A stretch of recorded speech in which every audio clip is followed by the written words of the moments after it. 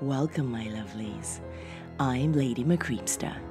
It's so good to have you join me. I'd like to thank those of you who have purchased my dungeon essentials. I would love to see you in them, so do take photos and post them on my Facebook page or in my secret lair, the secret Facebook group set up for patrons only.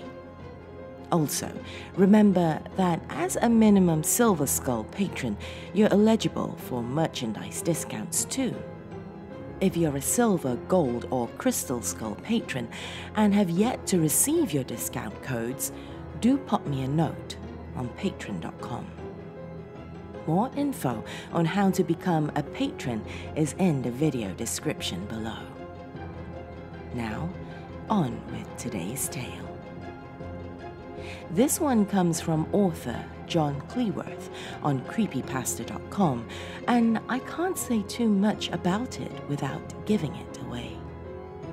So come, lean in closer, and we'll begin.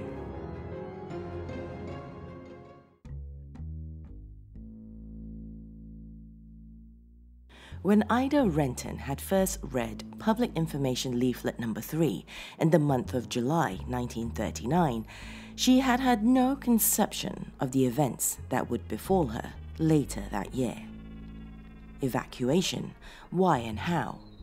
Indeed, it was true that the Lord Privy Seal's office, when producing the leaflet, certainly understood why the evacuation would take place. As to how, they would have been as blissfully ignorant as all the human cargo aboard the locomotive on that fateful evening in early September. In a matter of days, the very fabric of Ida's life had begun to disintegrate and fall apart. The family that she had thanked God for in so many private prayers and worked so hard to nurture had been divided as a direct consequence of the anti-Semitic actions of the hated Adolf Hitler. Her beloved Charles had left for the front-line action on September 10th, and barely 3 days later, she had packed her belongings and those of her children, preparing to leave her London home indefinitely. She had lost all control of her life, just like before. So many years of abuse at the hands of her tyrannical father. The beatings had been merciless and absent of reason. She and her mother had been human punching bags ever since Ida's birth. That was when the excessive drinking had begun. William Dexter had degenerated from that time forward. Almost inevitably, his threat to swing for her mother had become harsh reality. One blow too many. He had beaten the poor woman to death. He would, without a doubt, have taken his own daughter's life also to silence her, if she had not been fleet enough of foot to escape his drunken lumberings and flee the house by the back door. She had run through the passageway between the back-to-back terraced houses and halfway down the street straight into the huge form of the village policeman. A month later, William Dexter had stood on the trapdoor, noose around neck, screaming revenge on his daughter. The ravings of a maniac, of course. Revenge for what? And by what method could he wreak it, when seconds later he would die dancing on the end of a rope? He died in disgrace, and not one soul voluntarily attended his burial. As she waited on the station platform with so many other women and children, her father never crossed her mind. It was Charles that she missed so intensely. He had been the first man that she had trusted since the execution of her father. But she did not trust him immediately. Charles, however, had been so patient with her, so reassuring to her. She had gradually lost her heart to him, and they were married. The fruits of their love, George, 4, and Joseph, 3, huddled close to her now as the train slowed into the station. older children, less fortunate than themselves, bearing labels like so many packages, prepared to bid farewell to their mothers until they knew not when. 2 hours later, the train was leaving the bustle of the city miles behind, as it slithered through rolling hills and valleys like a black serpent, heading for Wales. Ida's tears had long since dried, and she was now sat holding her 2 sons close to her as they peacefully slept. They were oblivious, at least for the present, to the upheaval in their lives as they traveled into the fading light.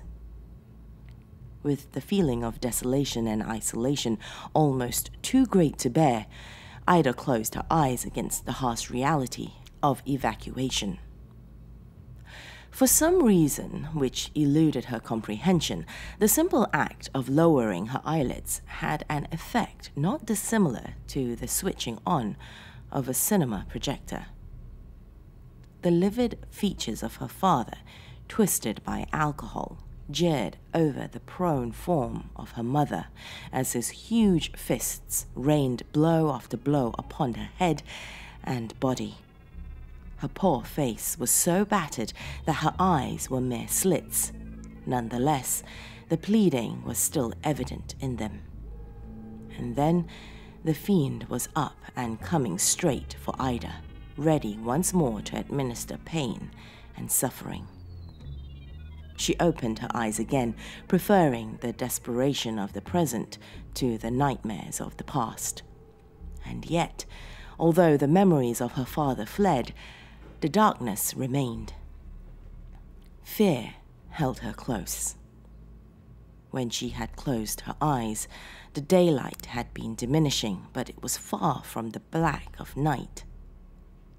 Now, seconds later, she stared blindly into a complete absence of light. This was terrifying enough, but something further seeped into her subconscious, carrying with it foreboding and horror. There was a presence in the carriage with her and her children, an evil presence, so evil it stank. She dare not move.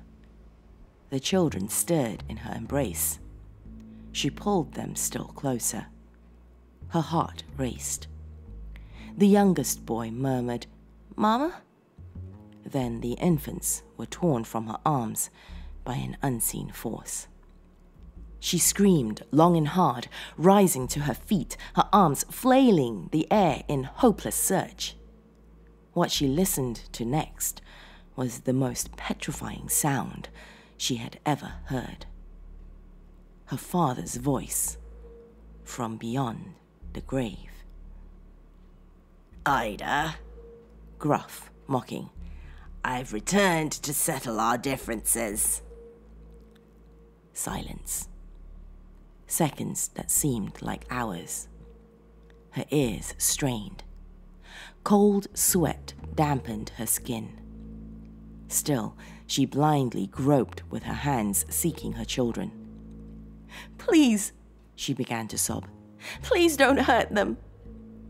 The hell voice boomed out more violently. "Hurt them? No, Ida. I wouldn't hurt my own grandchildren. You denied me the opportunity to ever know them. Oh no, I won't hurt them. We've got a lot of catching up to do. I'm taking them with me to the other side." With the conclusion of these words came the soul-destroying screaming of the innocents as they implored their mother to help them. High-pitched, panic-stricken screeching which, to the even greater distress of Ida Renton, began to grow fainter and fainter. Then, silence once more. An explosion of sound, contrasting in timbre, the guttural sound of her father again. But this time, it was he who vociferated with abject fear. Strangely, whilst his howling filled the fuliginous void between this world and the next, his decaying stench dissipated, to be replaced by an aroma familiar to Ida. as the children were propelled back into her arms and the hopelessness wailing of her long-dead father grew distant, then silent, the sweet smell of limes that scented her darling Charles's cologne lingered in the carriage long after the light returned and the youngsters clung tightly to their bewildered mother. When she received the telegram a week later informing her of her husband's death as a hero in frontline action, she wept her heart out. And only she knew of his last true act of heroism. Charles Renton had been killed shortly after dawn of September 13th, 1939. Later that day, on a steam locomotive bound for Wales, he had returned to his beloved family one last time.